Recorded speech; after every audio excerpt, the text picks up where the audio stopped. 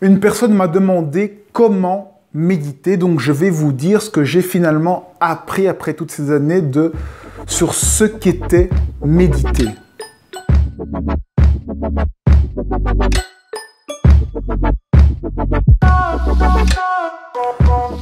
Pour moi, méditer, c'est rien d'autre que de se connecter à ce que l'on ressent.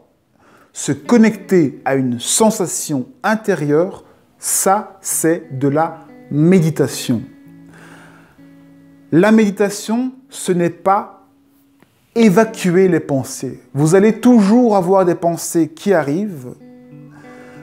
Le principal, c'est de ne pas vous accrocher à ces pensées et de rester focalisé sur vos sensations internes.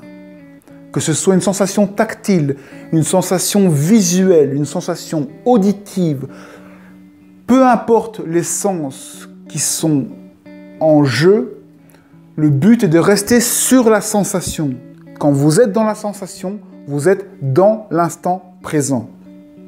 L'instant présent, c'est la seule chose qui est persistante depuis votre naissance. Quand vous êtes né, c'est la seule chose qui existait. Quand vous êtes là, maintenant, c'est la seule chose qui existe. Votre corps, quand vous êtes né, il est parti. Tout est parti. La seule chose qui reste, c'est maintenant. Le présent, c'est la seule chose qui ne fluctue pas. Le présent, c'est vous, fondamentalement. C'est la toile de fond. C'est là-dedans que vous vivez. Vous êtes le présent. Vous êtes l'expression du présent. C'est pour ça que quand on se connecte à l'instant présent, à maintenant, aux sensations, on est fondamentalement nous-mêmes. On est dans la globalité, dans le tout. On est immergé, on est à notre place, on est dans la sensation. Méditer, c'est donc faire attention à une sensation, par exemple la respiration. Vous sentez votre respiration traverser votre corps et sortir. Vous sentez, vous suivez le flux d'air et en faisant attention à cette sensation, vous êtes connecté à quelque chose qui se passe maintenant, puisque c'est une sensation. Si ce n'est pas une sensation, ça veut dire que c'est une pensée. Et une pensée, c'est toujours quelque chose qui se passe dans le passé ou le futur, qui n'existe pas. C'est donc du rêve. Les pensées sont toujours quelque chose qui n'existe pas et qui est du rêve, qui est une illusion. C'est pour ça que quand on se connecte au présent, on est connecté à nous-mêmes fondamentalement.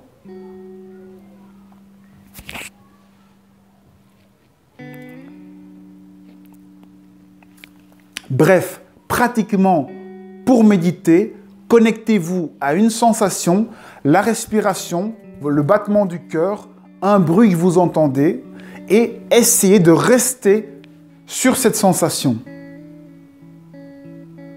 C'est quelque chose de quasiment impossible parce que automatiquement, il y a des pensées qui viennent stopper et vous amener dans des rêveries. C'est pas grave si ça arrive. Vous vous décrochez de ces pensées qui arrivent. Parce que l'erreur que les gens font, c'est de s'identifier à ces pensées et de rester accroché, donc de ne plus pouvoir se détacher. C'est comme ça qu'on vit des vies de robots en restant tout le temps dans nos pensées, accrochés à nos certitudes, à nos pensées. Lorsqu'une pensée arrive en méditation, vous la voyez et vous revenez à votre centre de préoccupation, à votre sensation. Et il ne faut pas avoir peur. Si vous êtes parti dans cette pensée pendant quelque temps, le simple fait de penser à revenir, ça veut dire que la méditation fonctionne. Vous avez enfin pris conscience que vous étiez parti dans vos pensées et vous revenez.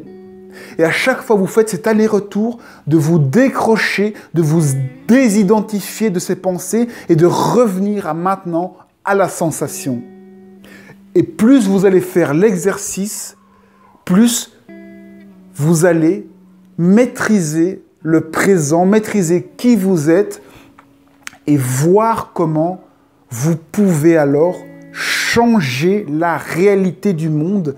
C'est quelque chose qui n'est pas facile à dire, mais lorsque l'on est connecté au présent, le monde prend une autre dimension. Cela ne peut s'expliquer que par l'expérience. Je vous invite à le faire. Vous avez vos sens subtils qui se développent. Vous voyez d'autres choses. Votre monde change et vous avez plus de chance. La vie, vous êtes vous faites corps avec la vie et du coup, tout s'ajuste à vous, tout tombe parfaitement.